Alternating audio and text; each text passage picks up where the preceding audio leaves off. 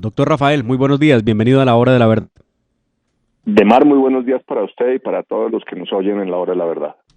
Bueno, doctor Rafael Nieto, yo tengo la pregunta que tienen todos sus seguidores y quienes lo apoyaron a usted para ser candidato presidencial por el Partido Centro Democrático. Ahora, ¿cuál es el siguiente paso? ¿Qué va a hacer usted? ¿Cómo va a desempeñarse ahora en este papel de líder político del Partido Centro Democrático? La verdad, Demar, es que no tengo ni idea. Lo confieso abiertamente. No tenía plan B. Y usted sabe además que yo no soy un político profesional. Yo soy una persona que vive de su trabajo como abogado, como consultor empresarial y como pequeño empresario. De manera que siempre está la posibilidad de volver al oficio, al trabajo en el sector privado. Hay otras alternativas. Una es eventualmente entrar a el ejecutivo de un próximo gobierno. Tiene siempre la incertidumbre de que es algo que depende de un tercero y que además, por supuesto, pasa porque ganemos el próximo gobierno en el 22. Y está también otra diferente, que es ir al Senado de la República. Pero confieso que no tengo idea, que no lo he decidido y que he tomado unos días de reflexión con mi familia, mi mujer y conmigo mismo para ver qué quiero hacer hacia adelante. No lo tengo claro para nada. Doctor Nieto, muy buenos días y como siempre es un placer tenerlo aquí en la Hora de la Verdad. Es entendible, acaban de pasar muy pocos días desde la decisión que tomó el partido en cuanto usando este mecanismo de encuestas. Quisiera entonces preguntarle sobre el panorama político. ¿Cómo ve usted o cómo analiza la decisión del doctor Oscar Iván, que fue anunciada en su mismo discurso recién recibida pues la candidatura oficial del partido de aliarse pues con los de la coalición Colombia, la coalición de la esperanza, de la experiencia, perdón, pues que 2 días antes de que se tomara esta decisión hizo casi que un rancho aparte sin cerrar necesariamente la puerta al centro? ¿Cómo usted analiza esta decisión de la coalición de la experiencia y cómo ve, si con buenos ojos o de pronto con unos ojos dudosos, que el doctor Oscar Iván pues salte tan rápido a ser los puentes, digamos, con estos otros candidatos? Yo estoy convencido de que si nosotros no tenemos una gran alianza, que yo he llamado Gran Alianza por la Libertad, entre aquellos que defendemos democracia, libertades y economía de mercado, como mejor mecanismo para generar riqueza, crear empleo y superar la pobreza. Si no tenemos esa gran alianza, las posibilidades de llegar a segunda vuelta y ganar la presidencia en el 2022 son muy pocas. Esa posibilidad pasa, en mi opinión, por esa coalición indispensable, en la que creo que deberían estar los dos partidos cristianos, Justa Libres y Mira, el Partido Conservador, lo que queda del partido de la U, Cambio Radical, Alex Char, y figuras que no tienen partido ni movimiento político que lo respalde, pero que son políticamente significativas, como Juan Carlos Echeverry, Federico Gutiérrez y Enrique Peñalosa. Otra cosa distinta, llegar con dos candidatos diferentes, nosotros por un lado, ellos por el otro, a la primera vuelta, es probablemente un suicidio. Puede significar que ninguno de los dos alcance la segunda vuelta y que nos veamos abocados al peor escenario, en mi opinión, que es una segunda vuelta entre el pacto histórico y la coalición de la esperanza, es decir, entre la izquierda radical y la centroizquierda, entre Guatemala y Guatepeor. Creo que hay que evitar ese escenario y la única manera de evitarlo es en esta gran alianza. Yo creo que Oscar Iván lo tiene muy claro y por eso lo dijo en su discurso. Lo que no sé es si lo tienen igual de claro aquellos que hacen parte de lo que se ha dado en llamar por ellos mismos como la coalición de la experiencia. No estoy seguro de que lo vean con la misma claridad que lo veo yo y que creo lo ve Oscar Iván. Ojalá lo vieran así, porque repito, por separado, ellos por un lado, nosotros por otro, vamos a fracasar. De lo que usted nos ha dicho, doctor Rafael, me queda una expresión que abonaremos los que le hemos visto a ustedes en su trayectoria del trabajo y sabemos de sus posturas. Y es que usted ha dicho, no sé, no lo sé todavía, no he tomado la decisión, pero una de las posibilidades en la baraja es venir al Senado de la República. ¿Ha pensado usted seriamente esa posibilidad, entre todas las que pueda tener ahora mismo en la baraja, entre otras que está pues regresar a su actividad profesional, al tema de su empresa, pero llegar al Senado de la República se puede plantear como una posibilidad en firme para que la gente lo vaya pensando? Es una posibilidad, ciertamente, pero pues como he dicho, pasa necesariamente por sentarse a hablar con más calma con mi mujer, con mis hijos, y yo mismo creo que tengo que tomar esa decisión, no estoy muy seguro. Yo les confieso a ustedes que a mí me parece que el Congreso cumple un papel fundamental en una democracia, debería ser el eje del sistema democrático. Desafortunadamente creo que en Colombia eso no pasa. La Corte Constitucional ha ido arrebatándole competencias fundamentales en el sistema democrático colombiano al Congreso. Eso le resta peso.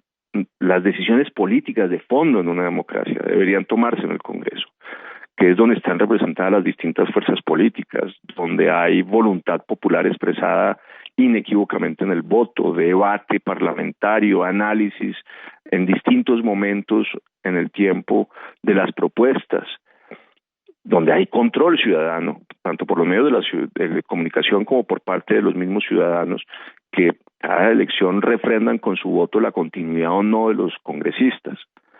Aquí nos hemos ido moviendo de ese ejercicio que es el de la democracia a un modelo de cierto autoritarismo de la Corte Constitucional, donde 9 magistrados que no han sido elegidos por nadie, que no tienen representación política, que no tienen voto popular que los respalde y que no tienen control ciudadano tampoco, y que debaten a puerta cerrada, toman las decisiones de carácter político que deberían ser tomadas en el foro del Congreso.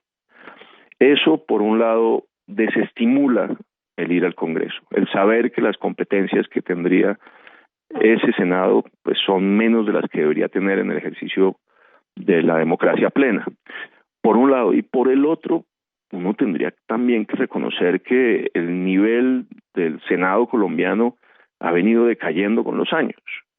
Incluso pienso en figuras con las que no comparto ideológicamente, pero que tampoco están ya ahí. Uno no ve en el Partido Liberal donde está, por ejemplo, un Horacio Serpa. Entre los verdes no hay un Antonio Navarro. Y creo que ese ejercicio lo podemos hacer permanentemente. Uno no ve en ese Congreso esas figuras con las cuales uno diría vale la pena entrar a un gran debate. Yo creo que el nivel del Senado ha caído muchísimo. Eso también desestimula. Al mismo tiempo y sin embargo tengo plena conciencia de que el partido necesita tener una lista de senadores muy fuerte y que le conviene al próximo gobierno, ojalá nuestro, tener una fuerza parlamentaria con unos senadores y unos representantes con voces, con liderazgo y con claridad que contribuyan a la gobernabilidad y a hacer más fácil el próximo gobierno. Incluso, eventualmente, en hacer un gran ejercicio de control político si no fuésemos nosotros los que estuviésemos en la Casa de Nariño. No lo sé, digamos, hay razones en un sentido o en otro, no lo tengo claro, lo confieso, repito, todavía. Doctor Nieto, y quisiera ponerle un último hipotético para dejar de insistir en este tema y cambiarle de tercio. Y de pronto no se le ocurriría o de pronto no le cala la idea que pues, justamente después de 2022 sigue 2023. Pues usted es una persona de mucha opinión en la ciudad de Bogotá. ¿No consideraría en ningún escenario una alcaldía o pretender correr para ese puesto pues tan importante, posiblemente el segundo a nivel nacional? Y para cambiarle de tercio, le hago la pregunta de una vez: ¿qué opina usted de la conmemoración del acuerdo de los 5 años, de la firma del acuerdo con las FARC? Ya estamos cumpliendo 5 años desde que pactamos como país este contrato con esos señores. Hombre, difícil escenario es la alcaldía de Bogotá, tampoco lo he pensado. Eso tiene una única ventaja, me da más tiempo para tomar la decisión. Vamos a ver, porque el Congreso hay que tomarla ahora antes del 13 de diciembre, porque ese día hay que hacer la inscripción de las listas de los partidos en el sistema electoral, para ver quiénes son los candidatos de cada uno de nosotros a Senado y Cámara. En relación con la celebración de los 5 años, yo creo que hay poco que celebrar, verdaderamente muy poco. Por supuesto, uno tiene que proteger la desmovilización de esos 12.000 hombres que abandonaron las armas y hoy no están asesinando, no están en el monte. Y esa tarea la tiene que hacer el próximo gobierno con juicio. Lo que yo he llamado la guerrillerada. A la guerrillerada hay que protegerla. Yo eso no lo dudo. Pero por lo demás me parece que lo que ha habido son sistemáticos incumplimientos por parte de lo que nos ofrecieron Santos y sus negociadores y por parte de las FARC. Nos dijeron que no iba a haber más conflicto armado y el conflicto armado sigue vivo, que las FARC iban a dejar de matar y tienen 5.200 hombres en armas, que tendríamos un nuevo paradigma, un nuevo enfoque histórico en relación con el narcotráfico. Y resulta que como resultado de lo que se pactó, hoy tenemos 3 veces como mínimo, según la medición de Naciones Unidas, más narcocultivos que antes de la firma del componente de Santos con las FARC en materia de narcotráfico, y producimos 4.2 veces más cocaína. Además, hay que decirlo, pues hay más homicidios hoy que antes, muchos más. Este año vamos a terminar entre 12.450 y 12.550 homicidios, bastantes más que los 11.880 del 2019, pero sobre todo muchísimos más que los 11.535 del 2015, el año antes de la firma del pacto de Santos con las FARC. No tenemos menos violencia homicida, tenemos más violencia homicida que antes. Y las FARC dijeron que iban a contar la verdad y la han negado sistemáticamente. Dijeron que iban a entregar los bienes adquiridos ilícitamente, prometieron 150 millones de dólares, una lista que ellos mismos dieron, donde lo monetizable era más o menos un valor como ese que estoy diciendo, mucho menos, por supuesto, de la enorme fortuna que acumularon a lo largo de 60 años de matar y secuestrar y extorsionar en Colombia y dedicarse al narcotráfico, y no entregaron sino 10 millones.5 de toda esa cifra enorme de plata que tenían, y mucho menos, por supuesto, de los 150 millones de dólares que habían prometido. Tampoco va a haber, pues, por tanto, reparación para las víctimas, y dijeron que iban a colaborar con el Estado en la lucha contra el narcotráfico. No han entregado un laboratorio, un cristalizadero, un cultivo de coca, una ruta, el nombre de un socio. Para nada. Es que uno se sienta y mira y dice en dónde cumplieron las FARC, y no han cumplido. Y también dijeron que no iba a haber no repetición, y repito, hay 5.200 hombres en armas. Es más, es que eso no se nos puede olvidar.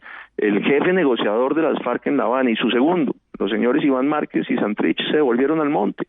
Así que cumplimiento de lo que era su compromiso a cambio de una impunidad total y de beneficios políticos y económicos que los ciudadanos debían, ustedes y nosotros, los que estamos aquí como ciudadanos comunes y corrientes, no tenemos.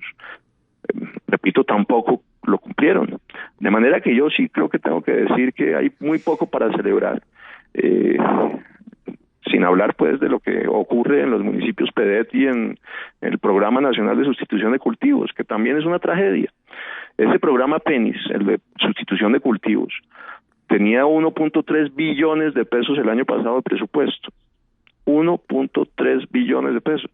Y erradicamos manual y voluntariamente 702 hectáreas. Hagan ustedes el cálculo de lo que costó cada una de esas hectáreas de erradicación, con semejante presupuesto, que debería estar destinado a una cosa muchísimo más efectiva y más útil para todo el país, que este ejercicio terrible que no produce resultados. Y hay que decir también, pues, que los homicidios en los municipios PEDET, que son los que se pactaron entre Santos y las FARC para hacer inversión territorial, son un 190% superiores al promedio nacional. Y en los municipios PENI son un 259% superior. De manera que uno tiene que reconocer que esto no está funcionando. Sumándole, doctor Rafael Nieto, que más del 94% de la coca sembrada en Colombia está en esos municipios PEDET. Así es. La historia no cambia. No, y aquí pues sacan el pecho y dicen, es que nos hemos gastado un montón de plata y uno se siente y dice, ¿y cuáles son los resultados?